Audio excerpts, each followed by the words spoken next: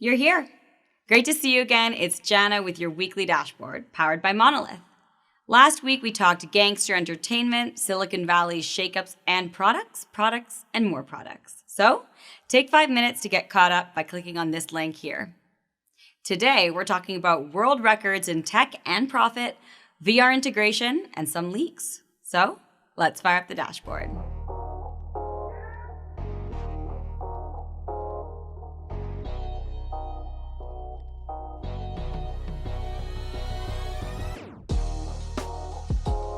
The paparazzi have caught Nvidia when they weren't looking, and pictures of their impending graphics card have been leaked through the Twittersphere. Word on the street is that this is the new GeForce RTX 3090, still oddly large, occupying a few PCI slots, like its predecessor, the 2080. Previously, clients were hoping for a new unit that would be more efficient and more cost-effective. But the alleged pricing for the 3090 is $1,400 US.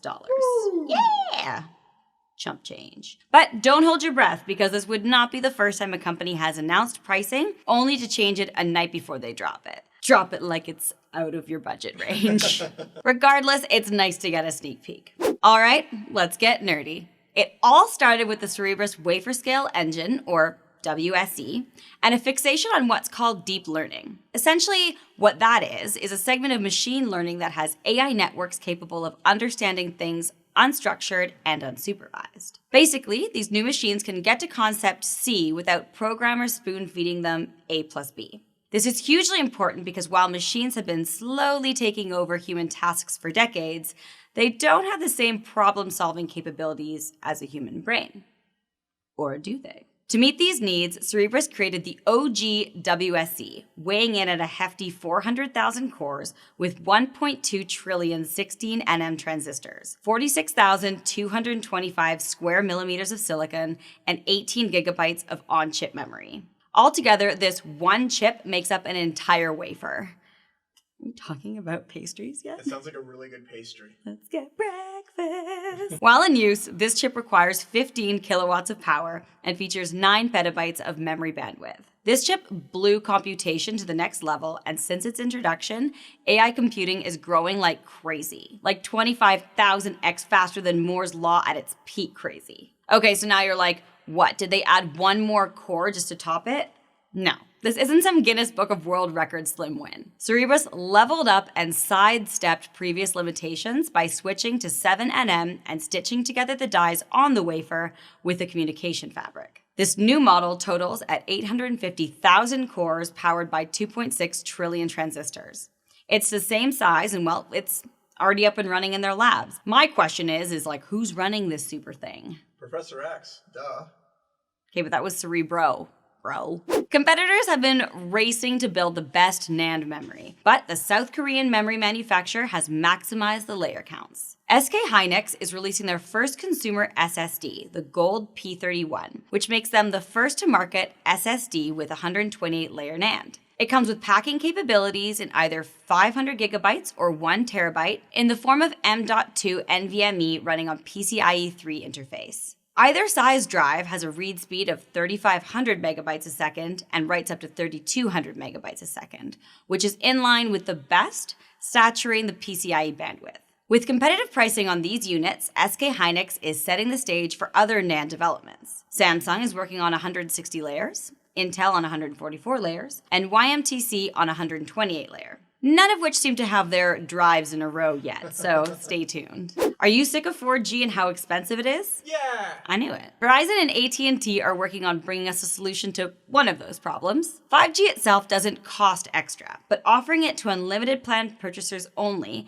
companies are limiting demand during the integration period. This brings a whole new meaning to you get what you pay for. For Verizon customers already paying for their most expensive unlimited data plans, you will get first dibs on 5G. Not a deal breaker for limited data plan holders because the 5G network isn't widespread yet. So you'll probably get kicked back to 4G from time to time. Hold tight, because by the time there are better deals available, there will be more infrastructure to support 5G. But does 5G even matter to you guys? Let me know in the comments below. Well, they did it. I suppose it was only a matter of time, but Apple broke $2 trillion market valuation last week. Despite pandemic-related recession concerns, Apple managed to double their valuation from a few years prior. Revenue from their last quarter showed their sales up over 10% from previous years. How does Tim do it? I'm trying really hard not to make a cook reference right now. Since he took over as head chef, CEO, of Apple from Steve Jobs 9 years ago, there have been less notable product introductions, but he has succeeded in leveraging his supply chain, hitting a sweet spot between inventive product drops and maintaining high-quality Apple devices. It hasn't been all rainbows and butterflies. As you remember, Tim Cook, along with other tech giant executives, got grilled in Congress a month ago for their monopoly-style management. And Epic Games had enough, suing Apple for their profit cuts in all in-app purchases, arguing that these policies violate antitrust laws. You win some, you lose some, but that's just the way the cookie crumbles. I couldn't help myself.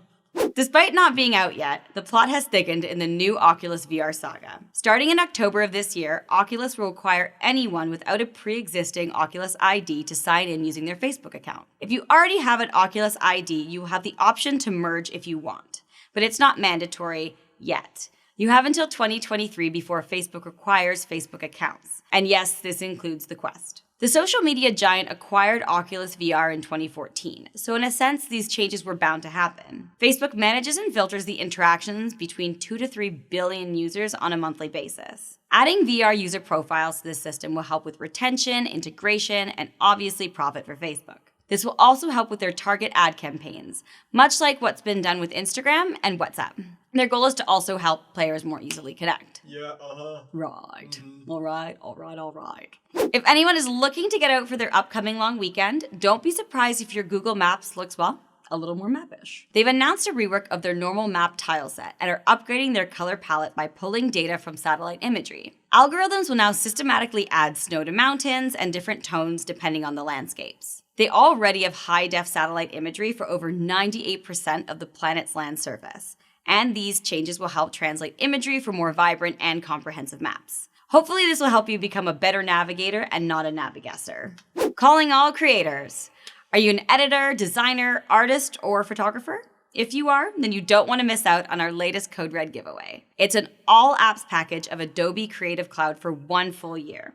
So far, it's been a hit, and really, why wouldn't it be? Make sure you get your name in there before it ends, and don't miss out on the goods as we give them. Like our videos, subscribe to our channel, and also check us out on social and our website, monolithgroup.ca. I'm Jana, this is Dashboard, and I'll see you next week.